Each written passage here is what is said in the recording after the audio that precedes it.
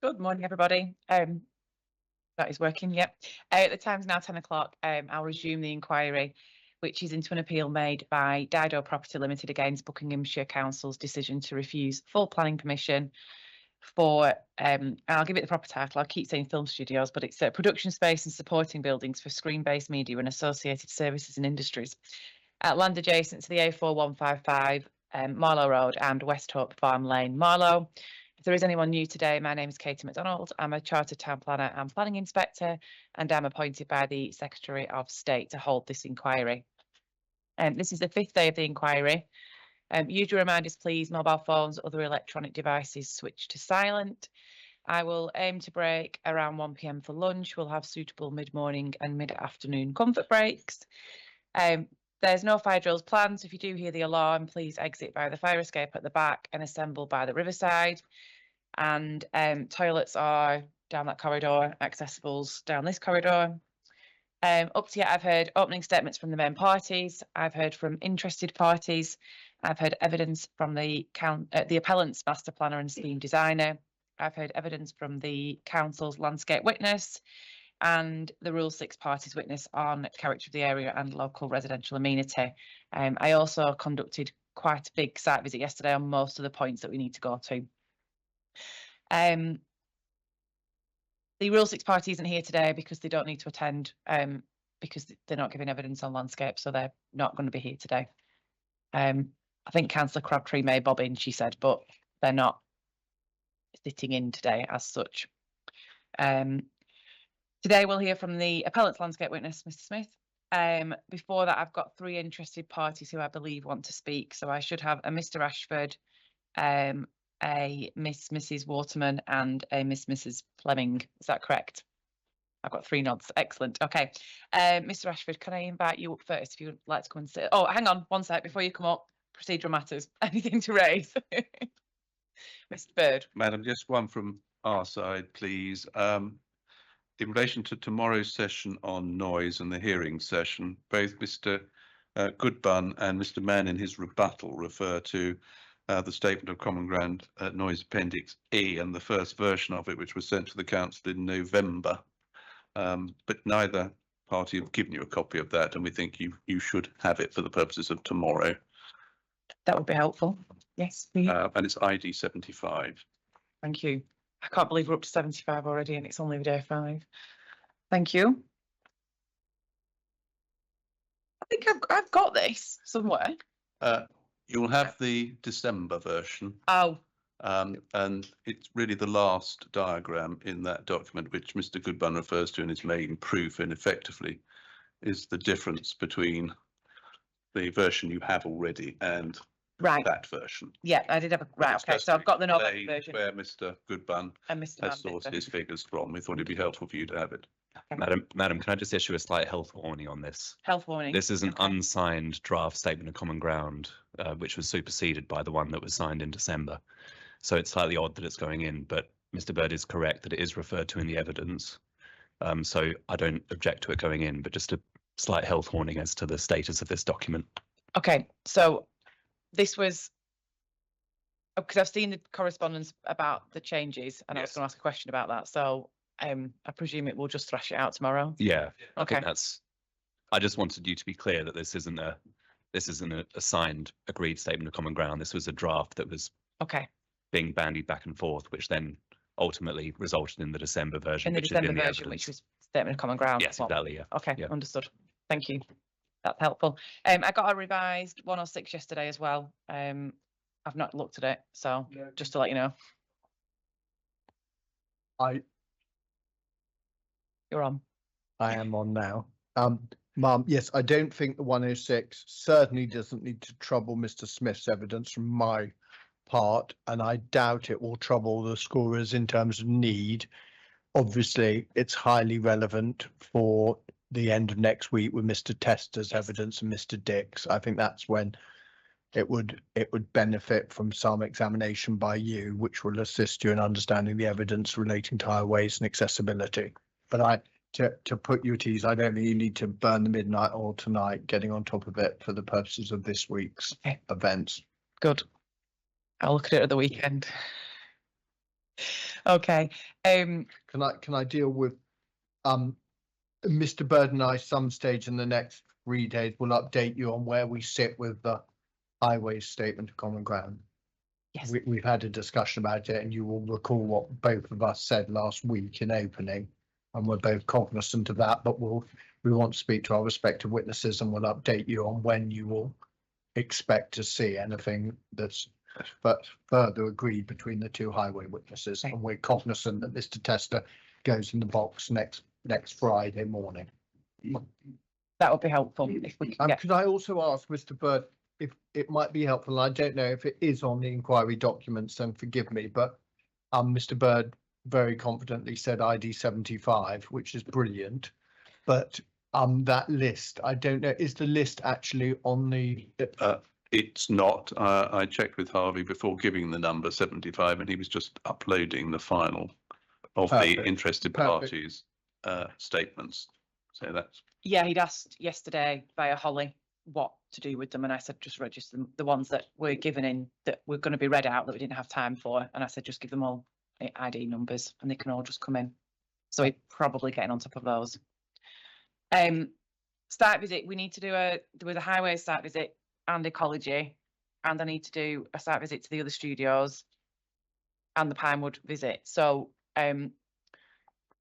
anybody, any idea when I'm going to fit those in? Or Yes, I mean, let's have a think about this. I mean, I'm afraid, and you won't be surprised by this, I think we are concerned about an unaccompanied site visit, obviously, to the studios. Yes. I think you need a representative from our side, Yeah. frankly. understood. No, sorry to say that, but in the light of last week's events, that's our perspective.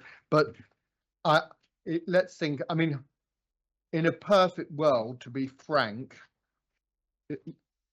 obviously this week, I mean, in a way, I don't know if you had the trouble is Friday afternoon, but obviously Mr. Fannon's evidence on Thursday and Mr. Kershaw's evidence certainly is pretty bound up with the other locations. And as you will have read, the Knight Frank report, Mr. Davis, Mr. Chodorowicz, all of that relates to the other studios. So in a perfect world, you do, I think, like yesterday, obviously Mr. Bird and Mr. Smith's evidence will be informed by the site visit. It would have been good to have done that prior to that evidence, but it might not be. I mean, Pinewood's probably an hour away. But unless we try to make it, I don't know what's your expectation. We got Miss Cook as well actually coming tomorrow afternoon. I was thinking of using after the mid-afternoon break tomorrow prior to that evidence. I mean, Mr. Fannon, the estimate for Mr. Fannon is, unless you did it first thing on Thursday, like at 9 till 11, and then we did Mr. Fannon, who's going to be cumulatively, let's say, 2.5 hours. But that's a big day for you. I tell you what, we'll do this. We can do this in a retiring room chat, try and thrash out what we're doing with timings. We do that. Yeah, because it's going to be easier, isn't it? Rather than sitting publicly and trying to work out who can do what and where. So yeah, we'll do that at some point after an adjournment today. Can I just say though, having undertaken, I'm sure Mr. Bird to a degree with his past, I didn't think I'd bring to the inquiry's attention Mr. Bird's past, but you all know he's been involved in various other studios. But I certainly think my judgment is it is of huge assistance to you to have seen a studio. Yeah, no, I agree. I think it would be. But can we discuss that at lunch or mid-morning break? Yeah, I'm just conscious. Obviously, Miss Nevin's not here, is she either? So it might be worth just doing it tomorrow morning. Yes, sorting it then. Okay. But can I then also, in terms of ecology, and highways, again, we've got, if you could Monday, we've got a slot on Monday the 3rd. Which might be useful. I mean, it would be quite helpful probably for the site, certainly before Mr. Tester gives evidence, because as you know, for example, the Westport roundabout is a major debate for you to have done that before Thursday. Next week. Well, can we basically, as you say, we got 3 to fit in. Yeah, and there's a nighttime visit, but I'm happy to do that on my own. because I don't want to drag anyone out at night. So I'll go and do that at some point this week or next week at night. So, right, okay, we'll chat about it tomorrow morning then Okay. when Miss Nevin arrives. Okay, right, anything else to raise? Adam, procedurally? just two things briefly about the roundtables tomorrow. I'm Yeah. hoping that through Holly Dutton you received the agreed pre-reading list. I did, yes, yeah, Brilliant. very helpful, thank you. And the other thing is, there was mention in that document, as per your request last week, for an updated ecology statement of common Yes. ground. That's close to being Right. finalised. It will be with you at some point today. Good, okay. Yeah, I've prepped for noise, I haven't prepped for ecology yet, so that's this afternoon. So that's handy if that can come in at some point this morning. Can we just agree, Mum? Mr. Bird, as I said, Mr. Smith in chief, we think will be about an hour and a half, maybe at the highest point, 2 hours. Mhm. Obviously, you've now seen the sites. So we probably, with Mr. Bird's original time estimate, we will be comfortable today. And I just wanted your confirmation that you're happy to rise at the conclusion of Mr. Smith's evidence, because that would certainly assist this side of the room as well. Yeah, because I need to prep for tomorrow. Well, actually, also with Miss Nevin's absence, I'm not Yeah. being here, then obviously, and we know Miss Cooks cannot be today. I don't think there's nothing that can slot in, frankly. No, there's nothing that can slot in, and it gives everyone the afternoon for prep for the rest of the week. So that's good with me. Okay. Okay. Right. Right, off my programme. Mr. Ashford, would you like to come up now? Sorry about that. Slight delay.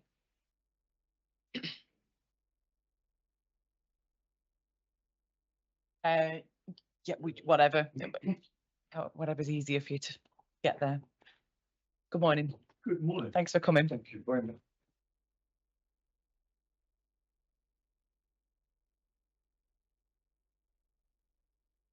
Yeah, it's this button now.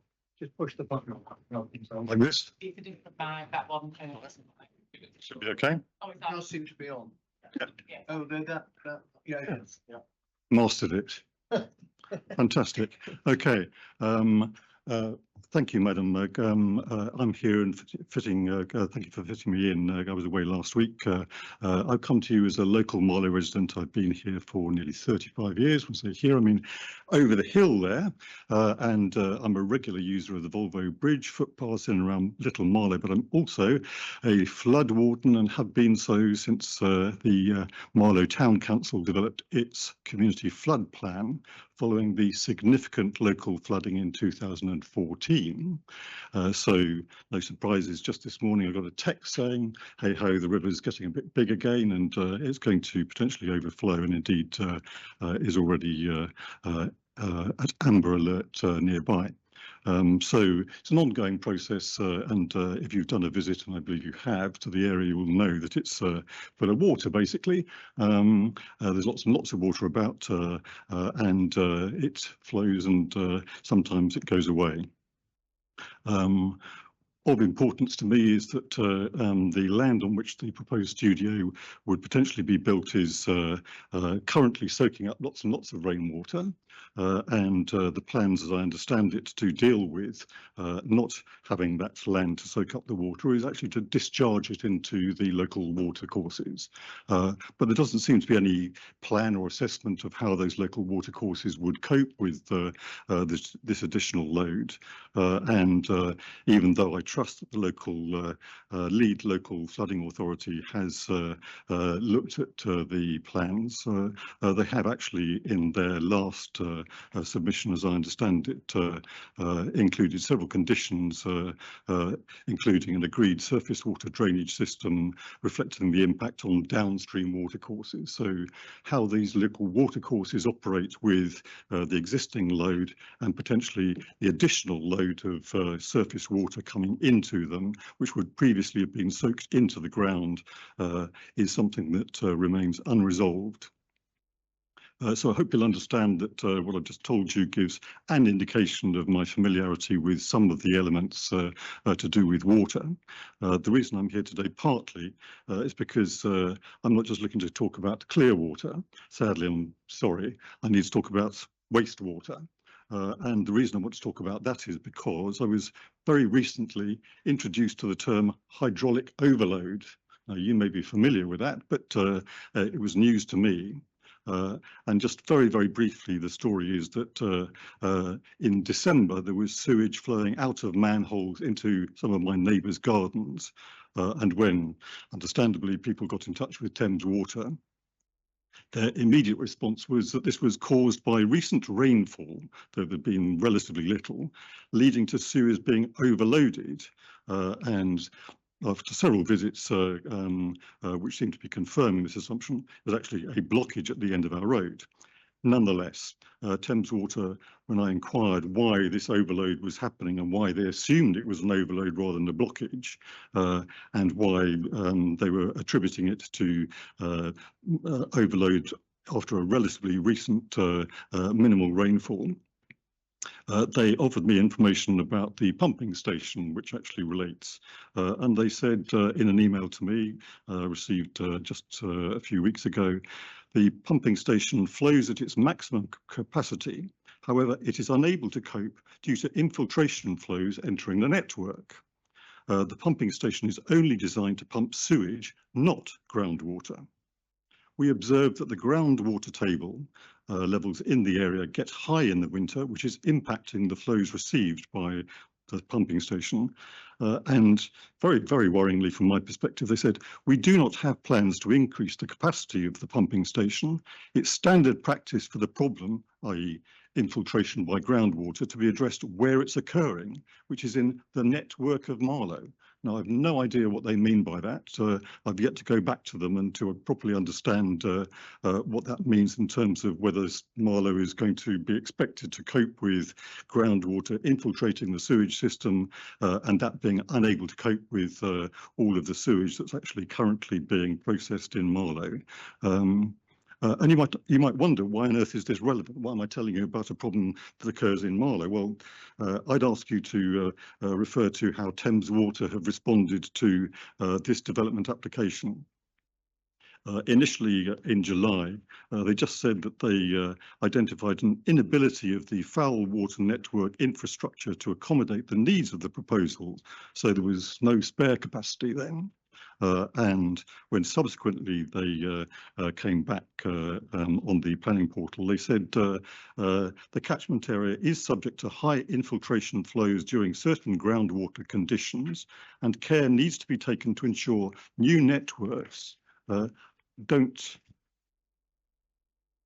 surcharge, i.e. They don't flow into rivers. And they said they're working on a strategy to reduce groundwater entering the sewer networks. I've no idea what they mean by that. Clearly, it's not being terribly effective because, as you may or may not be aware, they have been fined several times over recent periods. And you may be aware that we have a local naturalist and television presenter in the shape of Steve Backshall. He's not here, but I can speak for him because he went to the press in April 2024, talking about a death potion from discharges by Thames Water into the Thames from the treatment works at Little Marlow. Self-same treatment works that are meant to be dealing with not only the existing load from Marlow, but potentially additional sewage that might be coming from any development, like, for example, a film studio. And he basically was saying that his own surveys reflected data from the Environment Agency showing that there was an increase in spills of 54% during 22 to 23.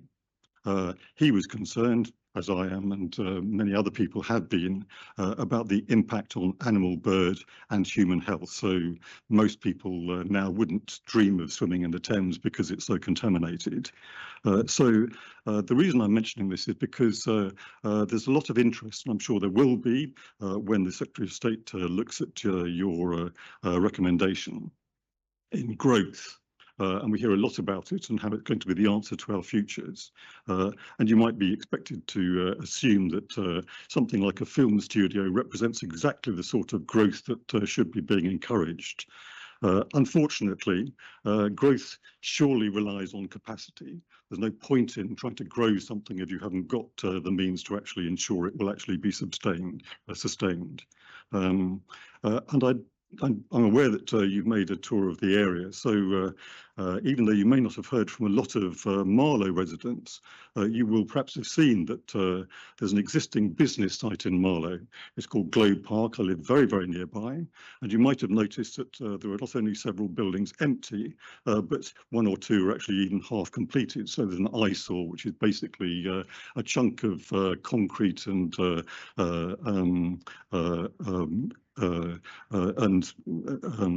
steel. You might also wonder why on earth this business site has not actually developed in the way that it clearly was designed to. You may also be aware, and I certainly have been, that there have been parking problems associated with that development. Now, there's a planning application which has been withdrawn again in October 24, this having been previously refused. I'm sorry if I'm treading on any toes on the part of Buckinghamshire Council, but this was to do with the creation of a car park with associated works. And this car park does actually exist. I don't know if you've seen it, but it sits behind the Marlow Gym, and it actually is fairly close to the railway. And it's currently fully occupied with 260 spaces being used by local businesses. Now, this may be a development which has not been approved, and clearly it isn't actually being furthered at the moment. But for some, this is actually an issue of substantial importance, and it's certainly relevant in terms of this particular application because, as I understand it, the parking that's being proposed for the, I don't know if it's 2,000 or 4,000 additional workers coming onto this site is clearly inadequate, and there will potentially be an impact on the local community if those car users aren't able to park on site. The reason I mentioned Globe Park Business Park is that in submissions in relation to this planning application for this car park, 2 local businesses responded. And I'm quoting simply from their submissions. One, Kyowa Kirin. This apparently is a Japanese pharmaceutical group that develops innovative specialty drugs. This person was writing as someone who commutes to work by car, and they were very concerned that the closure of the car park will have a negative impact on parking in other areas of the business park. So this person was identifying the potential negative impact of not having that additional car parking capacity. Another submission was from Softcat. If you tour the area, you'll notice that Softcat is actually a thriving business. It's full of people who are all in the business of IT, and Softcat itself is delivering industry-leading IT services and has been doing so for 10 years. Excuse me. And in their submission in relation to this planning application, they said a permanent car park is essential for our business, staff, and to mitigate any impact on the neighbouring community. A lack of sufficient car parking would pose significant difficulties for our ongoing presence in Globe Business Park.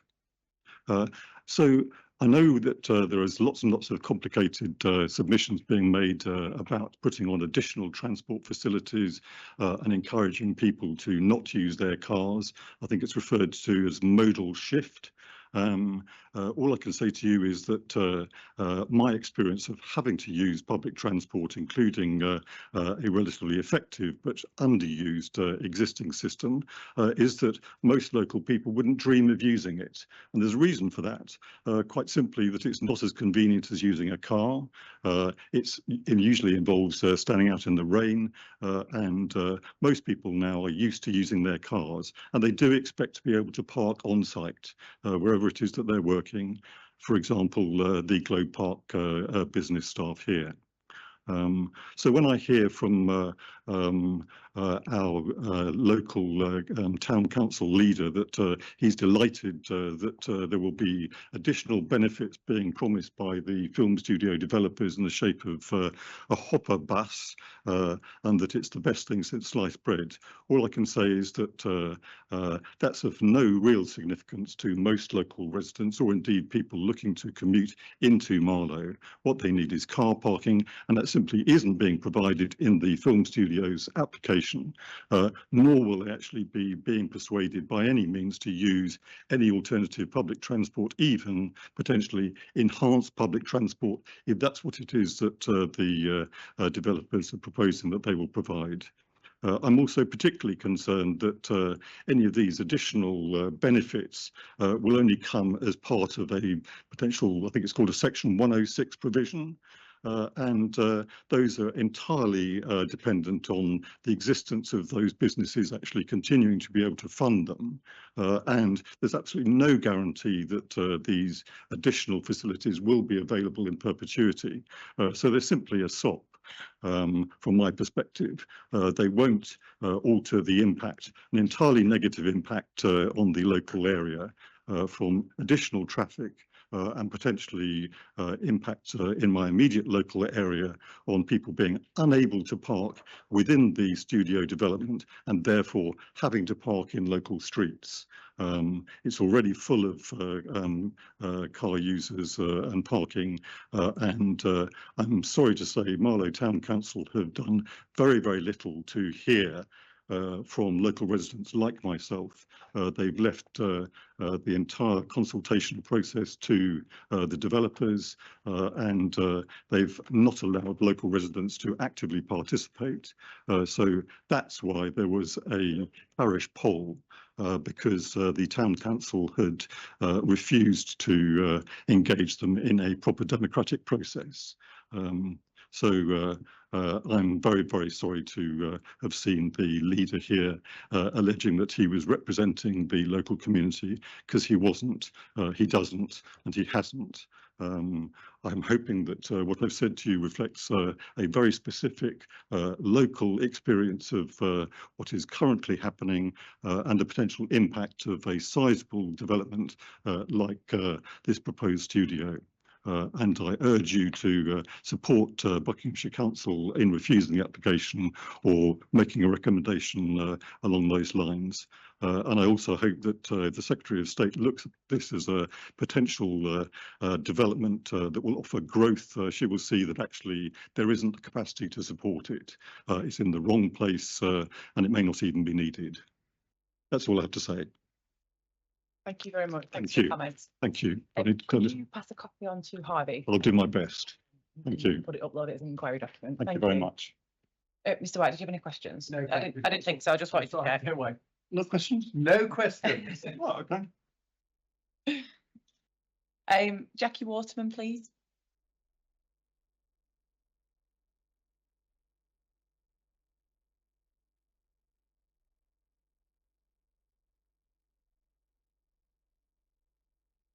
Morning, you okay?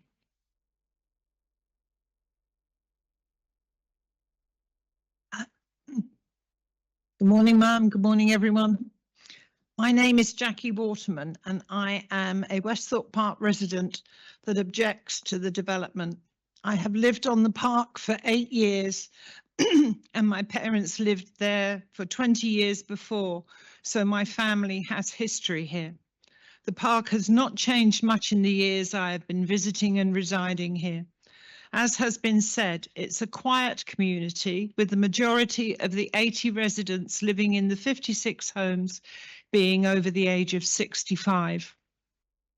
I would like to address some of the points that I heard from last week. Public consultation.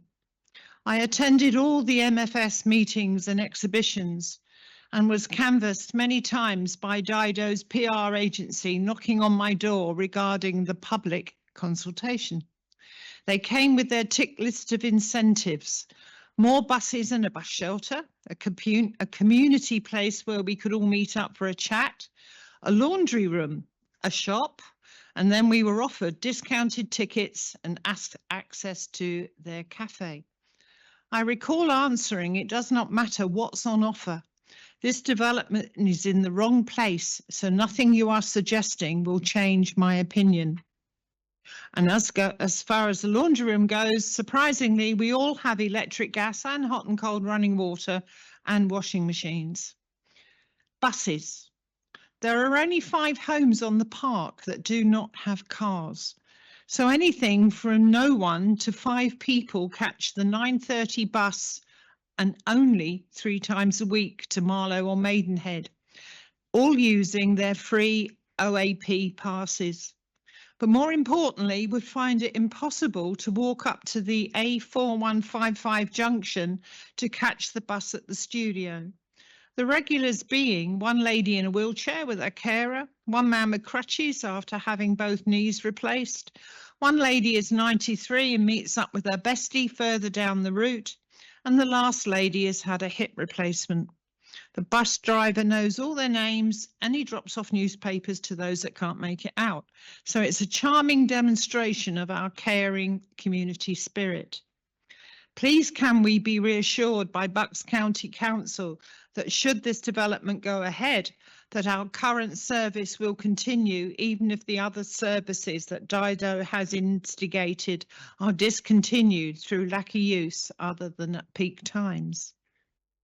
Community hall. We have no need for a community hall. There are 2 halls in Little Marlow Parish itself and more in Marlow Town. According to Dido's draft proposal, the space that is on offer would only be available to us when it was not in use by them.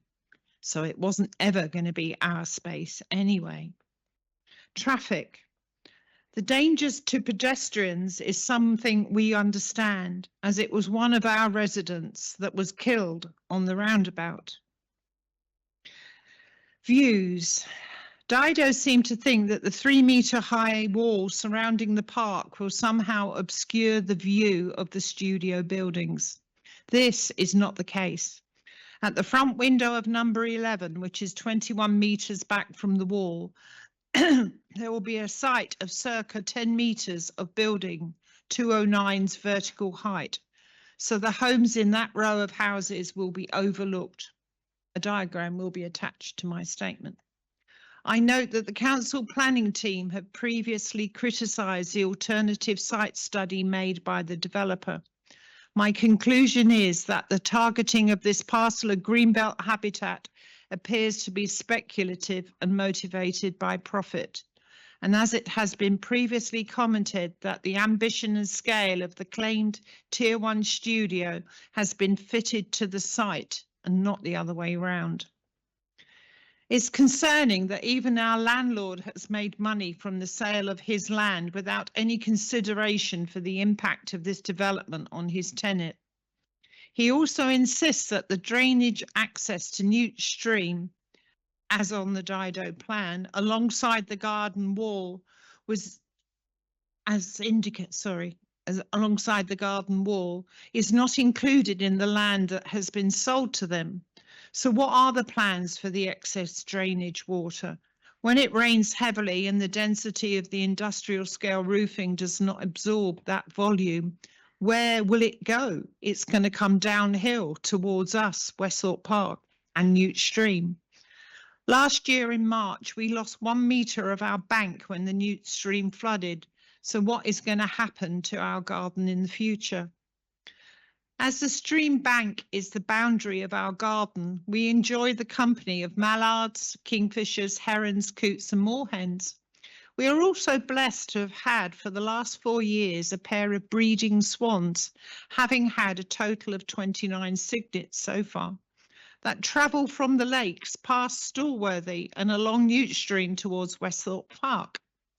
We feed them daily, costs a fortune, and make sure that they are healthy.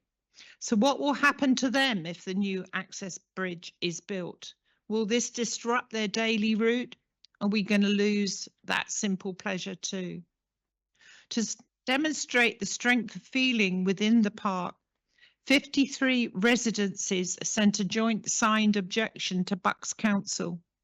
This was followed up by 51 personally written statements setting out individual heartfelt objections, and this was sent to the SSC and Bucks Council and is on the planning portal. Finally, one of our ladies, who is 93, this is what she has written. I am a park home owner and never rue the day. I turned from bricks and mortar to move here one fine May. Our homes are set among green fields with animals galore.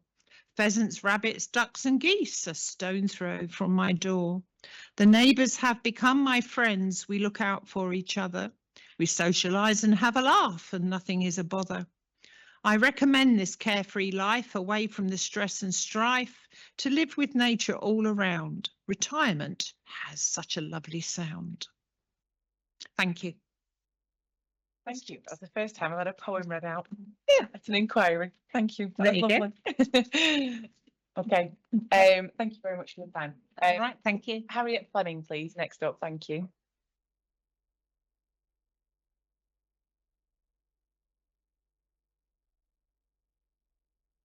Good morning. Thanks for coming.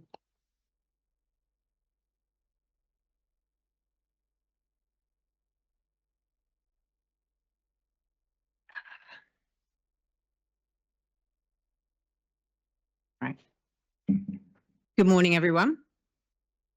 My name is Harriet Fleming. I grew up and live in Cookham, and my daughter now attends school in Marlow. I worked as a BBC producer for 10 years, so I know a bit about studios. I have now been a parish councillor in Cookham for 2 years, and I've witnessed evidence that shows me that we cannot have more traffic and sewage output in this area without adding serious infrastructure improvements. If we do not have these, I do not think that planning permission for a studio should be granted. This inquiry has already heard about the traffic issues relating to Cookham, especially at the pinch point of Cookham Bridge.